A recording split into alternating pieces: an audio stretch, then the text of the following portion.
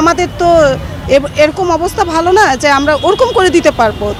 আমরা গরিব মানুষ, এত টাকা কোথায় পাবো? ছেলের জন্ম নিবন্ধন করতে এসেছিলাম, কিন্তু এখানে কাজ করতে গেলে অনেক টাকা দিতে হয়। রাজধানীর ঢাকা দক্ষিণ সিটি কর্পোরেশনের অঞ্চল 5-এ যেন ধীরে ধীরে পরিণত হয়েছে দুর্নীতির এক আখড়া। একের পর এক অনিয়ম আর অভিযোগ সামনে আসছে এই অফিসকে ঘিরে।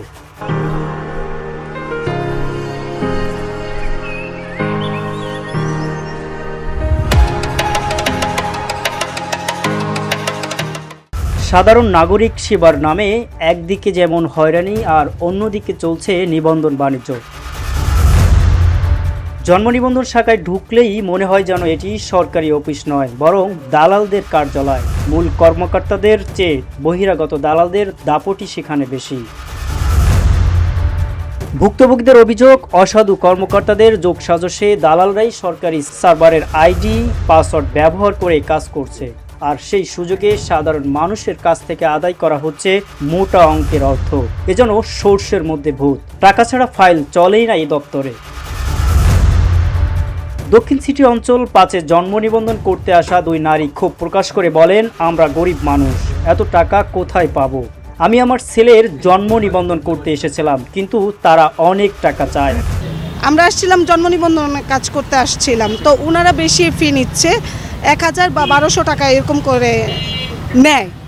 তখন আমাদের পক্ষে তো আমি 1200 টাকা দিচ্ছি। আমার বাচ্চার জন্ম নিবন্ধন কাজের জন্য আসছিলাম, বলতেছে যদি আমি জানি সরকারি ফি 50 টাকা, কিন্তু বড় জোর হলে 100 টাকা চাইতে পারে। তারপর ইনি বলতেছে যে না 1000 টাকা দিতে হবে, যদি করেন তো করেন। আমি বলছি যে না স্যার আমি পারবো না। 49 নম্বর ওয়ার্ডের স্থায়ী বাসিন্দা মোহাম্মদ শামীম অভিযোগ করেন, কাউসার এখানে একটি সিন্ডিকেট তৈরি করেছে। তাদের মাধ্যমে মানুষের কাছ থেকে অতিরিক্ত টাকা আদায় করা হচ্ছে। 50 টাকা সরকারি ফি, এখানে টাকা যাচ্ছে 500 1000 এরকম যাচ্ছে। তো এখানে মানে আমাদের সাধ্য নাই। স্বাস্থ্য বিভাগ জন্ম নিবন্ধন সেকশন থেকেই করতেছে রেজিস্টার। হ্যাঁ কাউসার, আমি রিকোয়েস্ট করছি, দেখেন তার তো কোনো কাজ চাকরি বাকরি নাই, তো সবার কাছে তো টাকা থাকে না, একটু মানুষের সহযোগিতা করে সরকারি ফিটা নিয়ে করে দেন। লাগে আর 50-100 টাকা আমি দিচ্ছি, কয় না হবে না, না করে দিচ্ছে। হ্যাঁ, পরে আমি অন্য মাধ্যমে পরে তার কিছু সিন্ডিকেট আছে, তাদের মাধ্যমে আমি 1000 টাকা দিয়ে করাই। আরেক তরুণ জানান, তার পরিবারের 3 জনের জন্ম নিবন্ধনের জন্য নেওয়া হয়েছে 3000 টাকা, যেখানে সরকারি ফি মাত্র 50 থেকে 100 টাকা করে। আমার ঘরে ফ্যামিলি 3 জন, 3 জনেরটা 3000 টাকা লইছি। 3000 টাকা করে সরকারি ফি কত আপনি জানেন? ওই বানাইতে 120 টাকা লাগে, এটি এতটুকু। কিন্তু আপনি 3000 টাকা নিছে, এখানে কে নিছে তাকে চিনেন? ভিতরের লোকজন আছে ভাই, চিনেন? নাম জানেন তো? নাম বলতে পারি না, কিন্তু ভিতরের লোকজন। আমাদের উপস্থিতি টের পেয়ে দক্ষিণ সিটি অঞ্চল 5-এর কর্মকর্তা কাউসার সেখান থেকে সটকে পরে তার কক্ষে গিয়ে তাকে আর পাওয়া যায়নি। তবে অভিযোগের বিষয়ে মোবাইল ফোনে জানতে চাইলে সম্পূর্ণ মিথ্যা বলে দাবি করেন কাউসার। কাউসার ভাই, আমি রিপোর্টার ইসমাইল বলছিলাম বিউটি বাংলা থেকে। ভাই আপনার অফিসে আসছিলাম আপনার সাথে একটু দেখা করার জন্য, আছেন নাকি?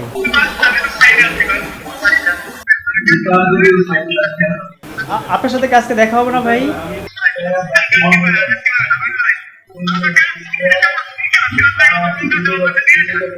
আমি তো আপনার কাছে আসছি ভাই, একটা বিষয়টা কথা বলতে আসছি আপনার কাছে। আচ্ছা, এখানে ওই যে বেশ কিছু আপনার এখানে যারা জন্ম নিবন্ধন করতে আসা কিছু লোক, তারা বলতেছে যে আপনাদের এখানে টাকা বেশি নেওয়া হয় আর কিরকম একটা কথা আমাদের কিছু বলছে।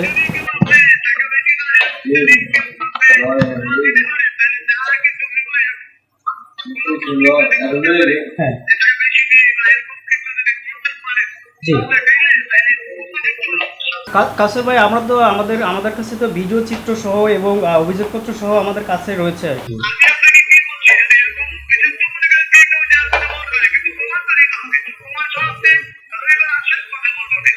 ঢাকা দক্ষিণ সিটি কর্পোরেশনের প্রশাসক মোহাম্মদ আব্দুল সালাম বলেন, এ ধরনের কোনো অভিযোগ এখনো আমাদের কাছে আসেনি, তবে সুনির্দিষ্ট অভিযোগ পেলে তদন্ত করে আইন অনুগ ব্যবস্থা নেওয়া হবে। আমার কাছে এই ধরনের কোনো অভিযোগ আসে নাই। অবৈধ কোনো কাজ এখানে চলবে না। যেমন ওই যে ময়লা আবর্জনা যারা সংগ্রহ করে, সেখানেও টেন্ডার ফি ধরা আছে 100 টাকা। আমি শুনেছিলাম যে বেশি নাই, সেটাও বলা আছে যদি কোথাও কোনো বেশি নাই, কোনো অভিযোগ যদি করে তাহলে কন্ট্রাক্টরের লাইসেন্স ক্যান্সেল হয়ে যাবে। এইখানেও যদি কোনো কর্মচারী কোনো অবৈধ কিছুর সাথে জড়িত থাকে তাহলে অবশ্যই সেই ধরনের কিছু আমরা প্রমাণ পাই, তার বিরুদ্ধে ব্যবস্থা নেওয়া হবে। এইসব দুর্নীতির ব্যাপারে কোনো আপোষ নেই। একদিকে এসব দুর্নীতির কারণে ক্ষতিগ্রস্ত হচ্ছে সিটি কর্পোরেশনের সেবা ব্যবস্থা, অন্যদিকে চরম ভোগান্তির শিকার হচ্ছে সাধারণ নাগরিকরা। সচেতন মহলের দাবি, এই দুর্নীতির চক্র ভাঙতে হলে শুধু বদলি বা সাময়িক বরখাস্ত নয়, বরং জড়িতদের বিরুদ্ধে কঠোর আইনি ব্যবস্থা গ্রহণ করাই এখন সময়ের দাবি। ইসমাইল হোসেন, ভিওডি বাংলা, ঢাকা।